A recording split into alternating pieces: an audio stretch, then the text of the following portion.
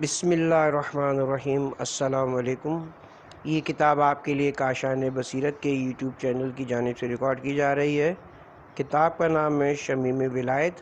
اب ہم کتاب کا پارٹ نمبر 12 پڑھیں گے۔ فصل سوم ولایت علوی کا بقیہ حصہ، صفحہ نمبر 178۔ لفظ جمع کا واحد کے لیے استعمال۔ آیہ مبارکہ ولایت انما ولیکم اللہ ورسولہ والذین آمنوا الذین یقیمون الصلاۃ ویؤتون الزکاۃ وہم راکعون میں 7 جمع کے الفاظ استعمال ہوئے ہیں۔ الذین آمنوا، الذین یقیمون ویؤتون ہم اور راکعون، ان میں سے کوئی بھی جمع ایک مورد میں بھی واحد کے لیے استعمال نہیں ہوئی کہ ہم کہیں کہ یہ استعمال مجازی ہو گیا ہے۔ کسی لفظ کے معنی پر تطبیق اور معنی سے ہٹ کر تطبیق میں بڑا فرق موجود ہوتا ہے۔ مجاز کسی لفظ کا استعمال ایسے مفہوم کے لیے ہوتا ہے جس کے لیے اس کا اپنا یا خصوصی لفظ استعمال نہ ہوا ہو، جیسے لفظ الذین جمع ہے جس کو مفرد کے معنی میں استعمال کیا جاتا ہے، لیکن اگر لفظ جمع اپنے معنی میں استعمال ہو تو پھر مصداق میں اس کے ایک یا 2 مصداق موجود ہوں گے، پھر استعمال مجازی نہیں ہوگا۔ چنانچہ جب عرف میں کہا جائے کہ جن لوگوں نے مسجد کے اخراجات برداشت کیے وہ عند اللہ ماجور ہیں، اجر و جزا کے مستحق ہیں، جن کے لیے جمع کا لفظ ہے، واحد مفرد کے لیے استعمال نہیں ہوتا۔ ہو سکتا ہے کہ وہ حقیقت میں مسجد کے اخراجات صرف ایک شخص اٹھا رہا ہو، صرف دوسروں کو شوق دلانے کی خاطر جمع کا صیغہ استعمال کیا گیا ہے۔ بنابراین لفظ کے مفہوم اور اس کے خارجی مصداق کا معنی کے ساتھ یہی فرق ہے۔ حقیقت اور مجاز استعمال کے محور میں مفہوم اور معنی کے گرد چکر کاٹنے ہیں، نہ کہ تطبیق اور خارج میں۔ قرآن کریم نے اپنی ہی اس اسلوب اور سیاق و سباق کو دوسرے کئی مقامات پر استعمال کیا ہے، جیسے اخلاق کے فضائل اور رذائل بیان کرتے وقت، مثلاً آیہ مبارکہ سورہ آل عمران آیہ نمبر 61۔ آپ کہہ دیں آؤ ہم اپنے بیٹوں کو بلاتے ہیں اور تم اپنے بیٹوں کو بلاؤ، ہم اپنی خواتین کو بلاتے ہیں اور تم اپنی خواتین کو بلاؤ، ہم اپنے نفسوں کو بلاتے ہیں تم اپنے نفسوں کو بلاؤ، پھر دونوں فریق اللہ سے دعا کریں۔ لیکن ان کے مصادق بالترتیب حضرت امام حسن، حضرت امام حسین، حضرت فاطمہ الزہرا اور حضرت علی علیہ السلام ہیں۔ یہ ہستیاں ہی تو میدان مباہلہ میں موجود تھیں۔ اسی طرح یہ آیت سورہ بقرہ آیہ نمبر 274 جو لوگ اپنا مال شب و روز پوشیدہ اور اعلانیہ طور پر خرچ کرتے ہیں، انفاق کے متعلق ہے، اور اس کی مصداق حضرت علی علیہ السلام کی ذات مبارکہ ہے کہ آپ نے ایک بار رات کو پھر دوسری مرتبہ دن کو لوگوں کے سامنے اور پھر پنہاں طور پر انفاق کیا ہے، اپنے مال کو راہ خدا میں خرچ فرمایا ہے کہ مذکورہ آیہ مبارکہ آپ کی ذات اقدس کے بارے میں نازل ہوئی۔ اور آیت سورہ ممتحنہ آیہ نمبر 1، اے ایمان والو تم میرے اور اپنے دشمنوں کو دوست نہ بناؤ، تم ان کی طرف محبت کا پیغام بھیجتے ہو، حالانکہ جو حق تمہارے پاس آیا ہے اس کا وہ انکار کرتے ہیں، اور وہ رسول کو اور تمہیں اس جرم میں جلا وطن کرتے ہیں کہ تم اپنے رب اللہ پر ایمان لائے ہو۔ ایسا نہ کرو، اگر تم میری راہ میں جہاد کرنے اور میری خوشنودی حاصل کرنے کے لیے نکلے ہو، تم چھپ چھپا کر ان کی طرف محبت کا پیغام بھیجتے ہو، حالانکہ جو کچھ تم چھپاتے ہو یا ظاہر کرتے ہو مجھے معلوم ہے۔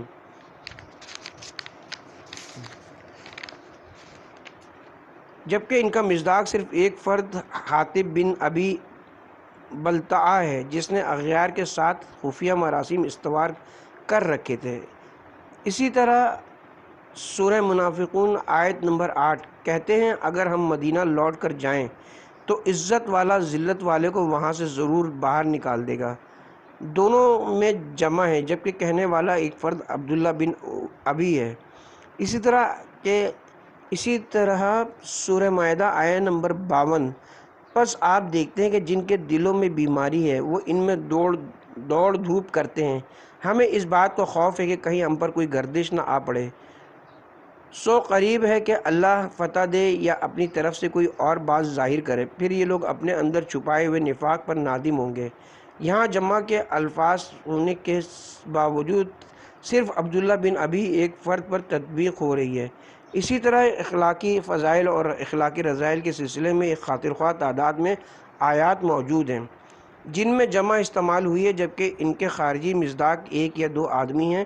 یہ ان حالات میں تھا کہ عرب صدر اسلام کے دوران اس قدر معروف اور مشہور نہ تھے۔ انہوں نے ان نکات کو نقل کیا ہے مگر یہ تنقید سے بھی محروم ہو گئے ہیں۔ جمع عزت و تکریم کے لیے بعض حضرات کا کہنا ہے کہ لفظ جمع کا استعمال ایسے مورد میں جہاں مصداق خارجی ایک فرد ہو تو یہ تعظیم و تکریم کی علامت ہے۔ اس مدعی پر متعدد آیات کو بطور شاہد و مثال پیش کیا گیا ہے۔ سورہ ہجر آیہ نمبر 9: بتحقیق ہم نے ذکر قرآن کو نازل کیا اور ہم ہی اس کی حفاظت بھی کریں گے۔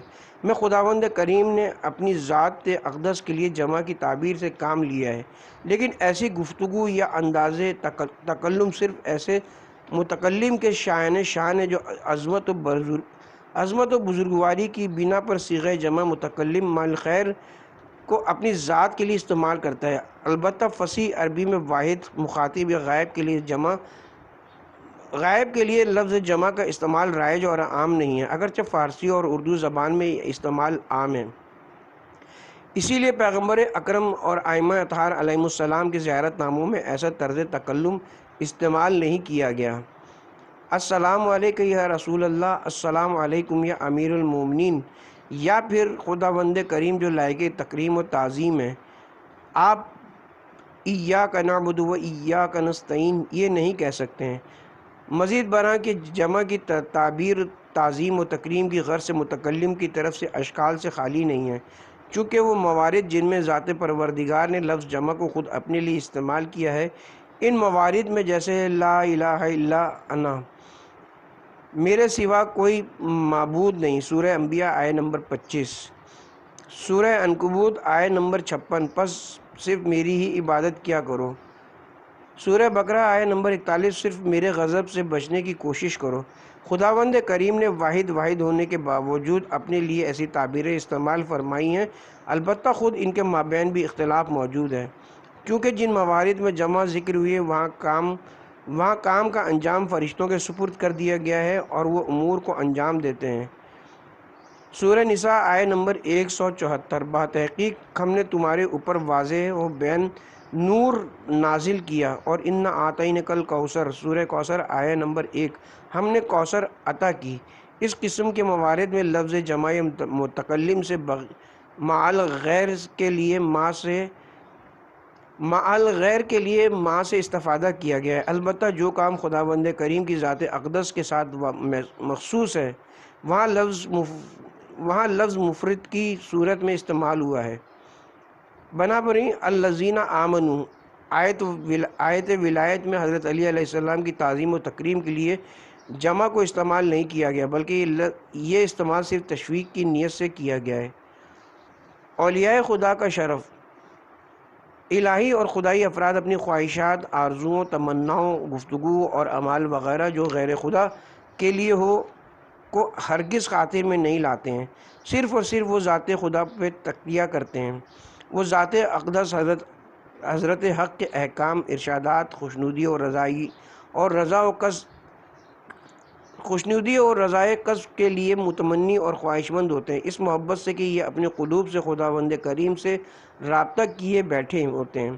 اسی دوران میں خداوند کے فرستادہ فقیر کی صدا بھی سن لیتے ہیں کہ مسکین خدا کا بھیجا ہوا ہوتا ہے۔ یہ سننا اور سوال کا جواب دینا یہ خدائی حضرات کے لیے اپنے مقام پر ایک عبارت ہے، بے شک وہ نماز ہی کیوں نہ پڑھ رہے ہوں۔ خداوند کریم کی سنت ہے کہ وہ ایک طرف سے ایک شخص کو مالی اور اقتصادی بہتری کا انتظام فرماتے ہیں تو دوسری طرف سے اس کے پاس فقیر اور مساکین کو بھیج دیتے ہیں تاکہ ان کی آزمائش و امتحان لیا جا سکے۔ چنانچہ ایام حج کے دوران میں کوہ عرفات کے دامن میں بسنے والے چرند پرند حجاج محترم کے تیروں سے محفوظ رہ سکیں اور انہیں مکمل تحفظ میسر آ سکے۔ سورہ مائدہ آیت نمبر 94: اور ان شکاروں کے ذریعے تمہیں آزمائش میں ڈالے گا جنہیں تم اپنے ہاتھوں اور نیزوں کے ذریعے پکڑتے ہو۔ پھر احرام باندھے حجاج کو شکار سے روک دیا۔ سورہ مائدہ آیت نمبر 95۔ احرام کی حالت میں شکار نہ کرو تاکہ اس طرح حجاج کرام کی آزمائش کی جا سکے۔ اگر اس مرحلے پر کوئی کام مقصود نہ ہوتا تو امتحان خدا کبھی بھی متحقق نہیں ہوتا۔ بنابراین جو بندہ عبادت خدا میں غرق ہے وہ پروردگار کے فرستادہ کی آواز بھی سن لیتا ہے، جبکہ دوسری طرف اس کے پاؤں سے تیر نکال لیا جائے تو اسے ایک نفسیاتی اور بدنی مسئلے یعنی درد کا بھی احساس نہیں ہوتا۔ انسان کامل جو خلیفہ خدا ہے وہ اپنے ارادے کے سبب صاحب شرف ہوتا ہے۔ وہ ریاضت نفس میں جو تقوی کے ذریعے انجام پاتی ہے اپنے خاطرات اور ارادوں کو جمع کر لیتا ہے۔ نہج البلاغہ حکمت نمبر 45۔ یہ میرا نفس ہے، میں اسے تقوی کے ذریعے راضی کرتا ہوں۔ چونکہ تمام خاطرات پر اس کا کنٹرول ہے، وہ جب اور جہاں تک چاہتا ہے اسے متوجہ کرتا ہے یا متوجہ نہیں کرتا ہے، اسی شکل میں عمل کرتا ہے۔ یعنی اگر چاہے تو وہ خداوند کریم کی آواز سن سکتا ہے، وہ قاری قرآن اور سائل کی آواز سن سکتا ہے، اور اگر چاہے کہ بدنی و جسمانی امور کو نہ سنے تو پھر بے شک اس کے پاؤں سے تیر کھینچ لو، اسے احساس تک نہیں ہوتا۔ مذکورہ بالا مطالب سے واضح ہو جاتا ہے کہ سائل کی آواز سننا، اس کی طلب کو سننا، وہ بھی حالت نماز میں، یہ تمام امور حضرت علی علیہ السلام کی نماز میں استغراق سے قطعاً منافات نہیں رکھتے۔ ولایت خدا کے مظاہر۔ اگرچہ قرآن کریم کی بعض آیات کی روح سے خداوند کریم نے اپنے کمالات کی نسبت اپنے علاوہ چند ہستیوں کی طرف بھی دی ہے، مگر توحید کی اساس پر تمام کمالات کو اپنی ذات میں منحصر کرتے ہیں۔ بطور نمونہ آیہ کریمہ سورہ منافقون آیہ نمبر 8۔ بتحقیق عزت اللہ کے لیے، رسول کے لیے اور مومنین کے لیے۔ میں عزت کو اپنے رسول اور مومنین کی طرف بھی نسبت دے رہے ہیں۔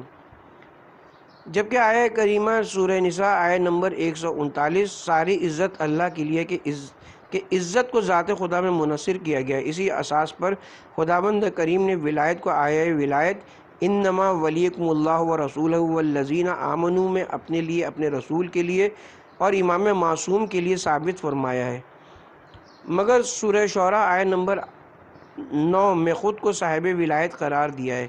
ان دو قسم کی آیات کے درمیان جمع اس طرح ممکن ہے کہ رسول خدا اور امام معصوم ولی مطلق کی ولایت کے عنوان سے صاحب ولایت ہے، ورنہ ولایت ذات حضرت حق میں منحصر ہو جائے گی۔ یہ انحصار ضمیر فعل ہوا اور خبر کے معرفہ ہونے کی صورت میں ہو رہا ہے۔ اس آیت سے یہ سمجھا جا سکتا ہے کہ تمام کمالات بالحاصل ذات اقدس خدا کے لیے اور بالطبع غیر خدا کے لیے ثابت ہیں۔ علی کا آیہ ولایت سے استدلال۔ جس طرح حضرت علی علیہ السلام نے اپنی امامت کے لیے غدیر خم کے واقعے اور داستان مباہلہ سے استدلال فرمایا ہے، یہ بالکل اسی طرح ہے۔ آیہ ولایت سے بھی استدلال فرمایا ہے۔ اہل سنت کی کتب مسند ابن مردویہ، ابن ابی شیخ اور کنز الاعمال وغیرہ میں اسے باقاعدہ نقل کیا گیا ہے۔ آیہ ولایت میں استدلال کے موقع پر کہا جا سکتا ہے کہ حضرت علی علیہ السلام کا اسم مبارک خداوند کریم اور رسول پاک کے نام کے ساتھ ذکر نہیں ہوا، بلکہ عبارت الذین آمنوا ذکر ہے۔ مگر جب ہم مذکورہ عبارت کی تبیین، توجیہ اور تفسیر روایات کی مدد سے یعنی شان نزول کے ذریعے کرتے ہیں تو اگرچہ یہ اپنی جگہ مسلم ہے کہ واقع غدیر خم کے 1,24,000 افراد گواہ تھے، مگر پھر بھی اسے قبول نہیں کیا گیا۔ اسی طرح آیہ ولایت اور اس کی شان نزول کے ذریعے استدلال کو بھی قبول نہیں کرتے۔ اس کے باوجود جیسا کہ شیخ صدوق نے نقل کیا کہ آپ نے حضرت ابو بکر سے فرمایا، تم اپنے رب کی قسم کھا کر بتاؤ، یہ آیہ ولایت جس میں خدا اور رسول کے ساتھ انگوٹھی عطا کرنے پر ولایت عطا کی گئی، کیا تمہارے لیے ہے؟ کہنے لگے نہیں، بلکہ آپ کے لیے ہے۔ بقیہ ائمہ معصومین علیہ السلام کی ولایت جیسا کہ پہلے گزرا ہے، الذین آمنوا کے مصداق صرف حضرت علی علیہ السلام ہے، جبکہ بقیہ ائمہ معصومین کی ولایت دوسری نصوص سے ثابت ہے۔ جتنی روایات اس آیے کے ذیل میں وارد ہوئی ہیں وہ اس آیے کی تعویل ہیں، نہ کہ اس کی تفسیر۔ اب ہم یہاں چند روایات پیش کرنے کی سعادت حاصل کر رہے ہیں جن میں دوسرے ائمہ کی ولایت کی نشاندہی کی گئی ہے۔ نمبر 1، حضرت امام محمد باقر علیہ السلام سے آیہ کریمہ سورہ بقرہ آیہ نمبر 57، اور ان لوگوں نے ہمارا تو کچھ نہیں بگاڑا مگر اپنی جانوں پر ستم ڈھاتے رہے کے متعلق سوال پوچھا گیا تو آپ نے فرمایا خداوند کریم منزہ تر اور بلند تر ہے کہ وہ کسی پر ظلم کرے، مگر اس آیے میں ہمیں محسوب قرار دیا گیا، ہم پر ہونے والے ظلم کو اس نے اپنے اوپر ظلم قرار دیا ہے، ہماری ولایت کو اپنی ولایت قرار دیا، اور جہاں فرمایا کہ تمہارے ولی خدا رسول اور مومنین ہیں، ان سے مراد ہم ائمہ معصومین علیہم السلام ہیں۔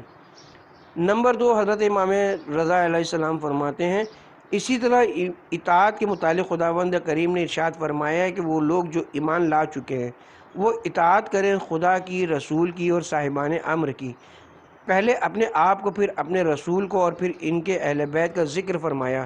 اسی طرح آیہ ولایت میں فرمایا کہ تمہارا ولی خدا، اس کے رسول وہ لوگ جو ایمان لائے اور نماز پڑھتے ہیں اور حالت رکوع میں زکوٰۃ دیتے ہیں، جس طرح اہل بیت کی اطاعت کو اپنی اور اپنے رسول کی اطاعت کے ساتھ ذکر فرمایا ہے، اسی طرح اہل بیت رسول کی ولایت کو اپنی اور اپنے رسول کی ولایت کے ساتھ ذکر فرمایا ہے۔ نمبر 3، حضرت امام محمد باقر علیہ السلام انما ولیکم اللہ و رسولہ والذین آمنوا کے متعلق ارشاد فرماتے ہیں کہ اس سے مراد ائمہ اطہار ہیں۔ نمبر 4، ابن ابی علا نے حضرت امام جعفر صادق علیہ السلام کی خدمت میں سوال کیا کیا اوصیہ کی اطاعت واجب ہے یا نہیں؟ آپ نے فرمایا ہاں کیوں نہیں، یہ وہ ہستیاں ہیں جن کے متعلق اللہ تعالیٰ نے فرمایا کہ اطاعت کرو خدا کی، رسول کی اور اولی الامر کی، انہی کے بارے میں ارشاد ربانی ہو رہا ہے اللہ ولی ہے، اس کا رسول اور وہ لوگ جو نماز پڑھتے ہیں اور حالت رکوع میں سجدہ دیتے ہیں اور حالت رکوع میں صدقہ دیتے ہیں۔ نمبر 5، حضرت امام جعفر صادق علیہ السلام نے یہ آیے کے مطابق حضرت امام جعفر صادق علیہ السلام نے آیے انما کے متعلق ارشاد فرمایا انما یعنی تمہارے لیے بلکہ تمہارے کاموں، جانوں اور اموال کے لیے قیامت تک کے لیے سب سے بہتر خدا اور رسول ہیں، اور وہ لوگ جو ایمان لائے سے مراد علی اور قیامت تک آنے والے وہ اولاد علی ہیں جو درجہ امامت پر فائز ہیں۔ مذکورہ روایت میں اولیت اوللبکم تحسینی ہے نہ کہ تفضیلی، یعنی ارادہ پروردگار اور تقسیم گیری رب کریم کے سامنے انسان کا ارادہ تقسیم نہ ہونے کے برابر ہے۔ انسان کا فریضہ صرف اپنے پروردگار کی اطاعت ہے، ایسا ہرگز نہیں کہ انسان بھی صاحب اختیار ہو اور پروردگار بھی، اور خدا افضل و برتر ہو۔ رسول کریم حضرت محمد مصطفیٰ صلی اللہ علیہ وآلہ وسلم کی ولایت اور ائمہ معصومین علیہم السلام کی ولایت کے لیے اولیت بمعنی تعینی ہے نہ تفضیلی ہے، یعنی ایسے مقامات جہاں یہ ہستیاں ارادہ و تقسیم گیری کر لیں تو پھر کوئی بات کہنے یا اقدام کرنے کا کوئی جواز باقی نہیں رہتا، رہا ولایت مدار ان کی ذمہ داری صرف اطاعت رہ جاتی، وہ خود کو صاحب نظر یا صاحب رائے شمار نہیں کرتے۔ دوم آیت میں ولی کی خصوصیات، ولایت کا بار عظیم جس مقام سے انسان کے کاندھوں پر آتا ہے وہ ہے نماز اور انفاق کا مقام ہے، جبکہ آئے ولایت میں اس کی طرف اشارہ بھی ہوا ہے، لہٰذا ضروری کہ ہم بحث ولایت کے ساتھ ساتھ انتہائی اختصار کے ساتھ اقامہ نماز اور انفاق جیسے موضوعات پر بھی بحث کریں۔ الف اقامہ نماز، اقامہ نماز سے مراد نماز پڑھنا نہیں ہے، نماز پڑھنا اور اسے ہمیشہ جاری رکھنا مومنین کے اوصاف میں سے ہے۔ سورہ مومنون آیہ نمبر 9، اور وہ لوگ جو اپنی نمازوں کی حفاظت کرتے ہیں، مگر نماز قائم کرنے کا مطلب ہے کہ نماز کی حقیقت کو قائم کیا جائے، نماز کی حقیقت کو قائم کرنا روح نماز کو قائم کرنا ہے۔ سورہ الحمد کا پڑھنا، ذکر، رکوع و سجود، تشہد وغیرہ کا اس سے کوئی تعلق نہیں ہوتا۔ قیام رکوع میں کمر خم کرنا یا دوران سجدہ خاک پر جبین نیاز رکھنا، بیٹھنا وغیرہ یا اذکار نماز کے مفاہیم کی جو تصویر ذہن میں موجود ہے، اس سے بھی قطع نظر ضروری ہے کہ نماز کا حقیقی پیغام وجود لفظی اور وجود ذہنی سے جھلکتا ہوا نظر آئے اور وجود عینی تک جا پہنچے، اس طرح کے نمازی کی حد تک متمثل ہو جائے، پھر وہی حقیقت سنت اور سیرت سے مل کر معاشرے میں جلوہ گر ہو جائے گی، تاکہ دوسرے کو تبلیغ کرنے، ان کا تزکیہ نفس کرنے اور ان کی تعلیم و تربیت کے لیے مددگار ثابت ہو سکے۔ یوں دوسرے افراد کی بھی روح نماز تک رسائی ممکن ہو سکے اور وہ روح نماز ان کے ہاں پروان چڑھ سکے۔ در حقیقت یہی وہ نسخہ ہے جو برائی اور بے حیائی سے بچاتا ہے، مریضوں کو شفا بخشتا ہے، حسد و بخل کا خاتمہ کرتا ہے اور پھر معاشرے میں عملی اور متمثل صورت اختیار کر سکتا ہے۔ اقامہ نماز اور اقامہ دین کے درمیان باہمی رابطہ۔ دین الہی اپنے کلی قواعد کی بدولت انسان کو قیام بقسط عدل و انصاف قائم کرنے کا حکم دیتا ہے، پھر مجبور کرتا ہے اور اسے تشویق دلاتا ہے اور خدا کے لیے قیام کرو۔ سورہ حدید آیت نمبر 25۔ بتحقیق ہم نے اپنے رسولوں کو واضح دلائل دے کر بھیجا ہے اور ان کے ساتھ کتاب اور میزان کو نازل کیا ہے تاکہ لوگ عدل قائم کریں۔ سورہ صبا آیت نمبر 46۔ کہہ دیجئے میں تمہیں ایک بات کی نصیحت کرتا ہوں کہ تم اللہ کے لیے اٹھ کھڑے ہو۔ کعبہ بھی دین کے مظاہر میں سے، یہ بھی انسانوں کے قیام کے لیے ہے۔ جعل اللہ کعبۃ البیت الحرم قیاما للناس۔ سورہ مائدہ آیت نمبر 97۔ اللہ تعالیٰ نے قابل احترام گھر کعبے کو قیام کا ذریعہ بنایا۔ وہ انسان در حقیقت قائم ہے جو تمام ناپسندیدہ عوامل کو اپنے عقیدے، اخلاق اور عمل کے حریم سے دور رکھے، کیونکہ اگر نماز قائم کی جائے تو وہ فحاشی اور منکرات سے دور رکھنے کے لیے کافی ہے۔ سورہ عنکبوت آیت نمبر 45۔ بے شک نماز برائی اور بے حیائی سے روکتی ہے، انسان بے قراری اور مصیبتوں سے رہائی کا کوئی راستہ نہیں رکھتا ہے، انحصار طلبی اور بخل تونگری کے وقت کرتا ہے۔ سورہ معارج آیت نمبر 19 تا 22۔ انسان یقیناً کم حوصلہ خلق ہوا ہے، جب اسے تکلیف پہنچتی ہے تو گھبرا اٹھتا ہے، جب اسے آزمائش حاصل ہوتی ہے تو بخل کرنے لگتا ہے، سوائے نماز گزاروں کے۔ کبھی کبھی نماز گزار کو بھی دوزخ کی سیر کرنی پڑتی ہے۔ سورہ ماعون آیت نمبر 4 اور 5۔ بس ایسے نمازیوں کے لیے ہلاکت ہے جو اپنی نماز سے غافل رہتے ہیں۔ انبیاء کرام اقامہ دین پر مامور تھے۔ سورہ شعراء آیت نمبر 13۔ اس نے تمہارے لیے دین کا وہی دستور معین کیا جس کا اس نے نوح کو حکم دیا تھا اور جس کی ہم نے آپ کی طرف وحی بھیجی ہے، اور جس کا ہم نے ابراہیم، موسیٰ اور عیسیٰ کو حکم دیا تھا کہ اس دین کو قائم رکھنا اور اس میں تفرقہ نہ ڈالنا۔ البتہ انبیاء کرام نماز کے اقامہ پر بھی مامور تھے، جیسا کہ حضرت عیسیٰ مسیح خود کو نماز کی نسبت موظف سمجھتے۔ سورہ مریم آیت نمبر 31۔ زندگی بھر نماز اور زکوٰۃ کی ادائیگی کا حکم دیا ہے، نیز حضرت موسیٰ کلیم بھی خود کو اقامہ نماز کے لیے مامور سمجھتے تھے۔ سورہ طٰہٰ آیت نمبر 14۔ میری یاد کے لیے نماز قائم کریں۔ حضرت ابراہیم علیہ السلام نے اپنے لیے اور اپنی اولاد کے لیے پروردگار سے نماز پڑھنے کی توفیق طلب فرمائی۔ سورہ ابراہیم آیت نمبر 40۔ اے میرے رب، مجھے اور میری ذریت کو نماز قائم کرنے والا قرار دے۔ اقامہ نماز اور اقامہ دین کے درمیان رابطہ یہ کہ فطری ہدایت اور دین کی ابتدائی رہنمائی کے لیے کفر و شرک کے مقابلے میں استقامت دکھلانے کے لیے نماز قائم کرنا ضروری ہے۔ اقامہ نماز عامل بنتا ہے دین کامل کے اقامے کا۔ بنابراین اگر انسان قسط و عدل کو قائم کرنے والا بن جائے اور اس کا قیام خدا کے لیے ہو تو وہ ہمیشہ کفر و شرک کے مقابلے میں استقامت دکھلائے گا اور ڈٹ جائے گا۔ ضروری ہے کہ نماز جو خیمہ دین کا ستون ہے اسے قائم کیا جائے تاکہ خیمہ دین مکمل طور پر کھڑا ہوا نظر آئے۔ خیمہ دین استوار کرنے کے لیے ضروری ہے کہ ہم نماز کی اہمیت اور اس کے مقام کی معرفت حاصل کریں، اسے صحیح طریقے سے ادا کرنے کا طریقہ سیکھیں تاکہ ہم صحیح اور مکمل نماز ادا کر سکیں۔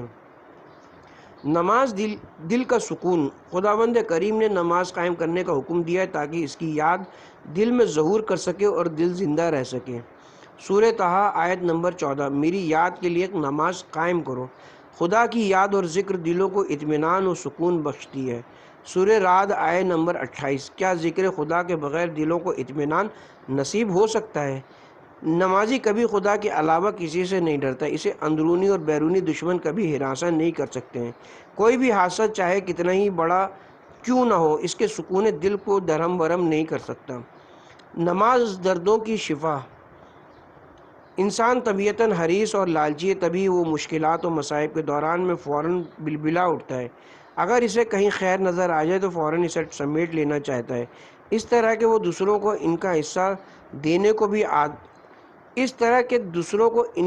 دینے کو بھی آمادہ نظر نہیں آتا، مگر نماز گزار شخص ایسا ہرگز نہیں کرتا۔ سورہ معارج آیت نمبر 19 تا 22۔ انسان یقیناً کا حوصلہ خلق ہوا ہے، جب اسے تکلیف پہنچتی ہے تو گھبرا اٹھتا ہے، اور جب اسے آسائش حاصل ہوتی ہے تو بخل کرنے لگتا ہے، سوائے نماز گزاروں کے۔ نمازی افراد اپنی نماز کے ذریعے طبیعت کو سرکوب کرتے ہیں، خواہشات کو دباتے ہیں اور فطرت کو احیا عطا کرتے ہیں۔ نماز گزار اس سکون کے زیر سایہ جو اسے نماز کے ذریعے حاصل ہوتا ہے، زندگی کے نشیب و فراز سے کبھی منہ نہیں موڑتا، مصائب و مشکلات میں کبھی حوصلہ نہیں ہارتا۔ اگر اسے خیر میسر آ جائے تو اس پر دوسروں کے لیے قدغن نہیں لگاتا۔ نمازی کے اوصاف۔ نمبر 1، قیامت کا یقین۔ نمازی کو قیامت کا یقین ہوتا ہے۔ سورہ معارج آیت نمبر 26۔ اور جو روز جزا کی تصدیق کرتے ہیں۔ انسان کی تمام مشکلات کا سبب قیامت کو فراموش کرنا ہے۔ قیامت کی یاد انسان کو ظاہر کر دیتی ہے۔ قرآن کریم میں بھی تباہ کار افراد مستحق عذاب ٹھہرے ہیں، چونکہ وہ قیامت کو فراموش کر چکے ہوتے ہیں۔ سورہ صاد آیت نمبر 26۔ ان کے لیے یوم حساب کو فراموش کرنا یقیناً سخت عذاب ہوگا۔ نمازی حضرات نہ صرف قیامت کو فراموش نہیں کرتے ہیں بلکہ اس پر کامل یقین رکھتے ہیں کہ وہ ہر لمحے خدا کے عذاب سے سہمے رہتے ہیں۔ سورہ معارج آیت نمبر 27۔ جو اپنے رب کے عذاب سے ڈرتے ہیں۔